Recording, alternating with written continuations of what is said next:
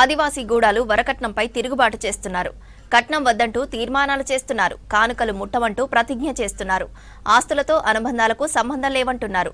ఆదివాసీ ఆచారాలను పాటిస్తూ సంప్రదాయాలను పరిరక్షిస్తామంటున్న ఉమ్మడి ఆదిలాబాద్ జిల్లా గిరిజనులు.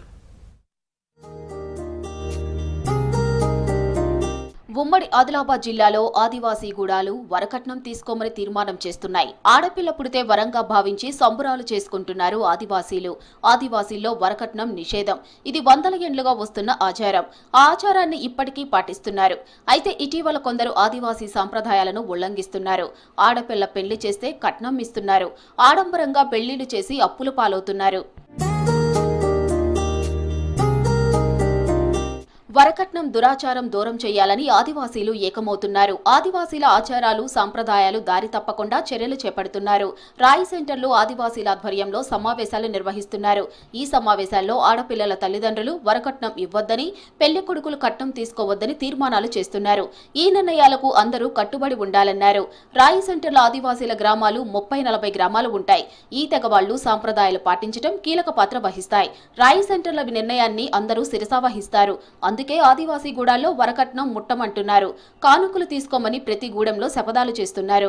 ఒకరిని పెళ్లి చేయాలంటే దాదాపు 2 లక్షలు కావాలి. ఆ 2 లక్షలు అంటే పిల్లకు చేయాలంటే బాగా కష్టం అవుతుంది. అందుకోసం మేము ఒక ఊరి కాకుండానే ఊరికి ఒక మాట్లాడిన తర్వాత ఒక ఇల్లుకు ఇంతని మేము మాట్లాడినాం. ఆ నిర్ణయం ప్రకారమే మాట్లాడాం. ఎందుకు ఆ నిర్ణయం తీసుకున్నామంటే ఇప్పుడు మేము బయట నుంచి బట్టలు కానీ ఐరీలు అంటాం, ఐరీల బట్టలు కానీ ఆ బట్టల దుకాణం అతనికి గిరాకీ చేసేందుకు బదులు మన పెళ్ళికే ఏదో ఒక వస్తువు రూపంలో కాకుండా డబ్బు రూపంలో ఇస్తే ఆమెకు ఏదైనా సహాయపడుతుంది అనుకొని మేము దాదాపు మా ఊర్లో 110 కుటుంబాలను ఒక్కొక్క కుటుంబానికి 500 చొప్పున అంటే దాదాపు మేము 55,000 రూపాయల దాకా మేము జమ చేసి పెళ్లి కొడుకు కానీ పెళ్లి కూతురు కానీ, ఒకవేళ మా ఊర్లో పెళ్లి కూతురు పెళ్లి కొడుకు ఉంటే కూడా 1,00,000 రూపాయలకు ఇద్దరికి ఇక్కడనే అవుతాయి. సహాయం చేయాలి అని ఆ ధోరణిలో మాట్లాడినాం. అయితే కనీసం దాదాపు 36 గ్రామాల పట్టణంలో మహాజన్ దేవుళ్ళు వచ్చి తీర్మానం చేయడం కూడా జరిగింది. ఎందుకంటే ఇది మంచి శుభ పరిణామం. ఎందుకంటే రోజు రోజుకు మనము పెళ్ళిళ్ళు చేయాలంటే రోజు రోజుకు కొన్ని సందర్భాల్లో పెళ్ళికు ఈ ఏడు 2 లక్షలతోటి అయ్యేది, వచ్చే ఏడు 4 లక్షలు అవుతుంది. అందుకని ఆ విధంగా కాకుండా మనము ఒక నిర్ణయానికి వచ్చి ఈ విధంగా చేస్తే బాగుంటుందని ఆలోచించి ప్రతి వాడు కూడా పోగు చేసి ఆ పెళ్లి కూతురుని కానీ కొడుకు కానీ ఇస్తే వాళ్ళకు మనం హెల్ప్ చేసిన వాళ్ళం అవుతాం.